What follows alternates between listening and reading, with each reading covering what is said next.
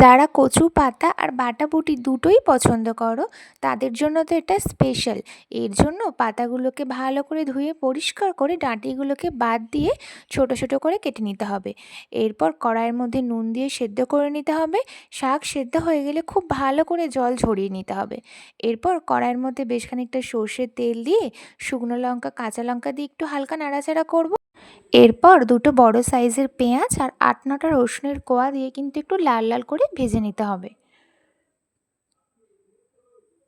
ঠিক এরকম অবস্থায় কালো জিরে আর পরিষ্কার করে রাখা চিংড়ি মাছ দিয়ে কিছুক্ষণ নাড়াচাড়া করব ১ মিনিটের মতো।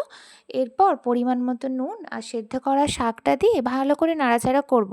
শাকের জলটা একদম শুকিয়ে এলে ব্যাস, শিলনোড়ায় ফেলে একদম মিহি করে পিষে ফেলো।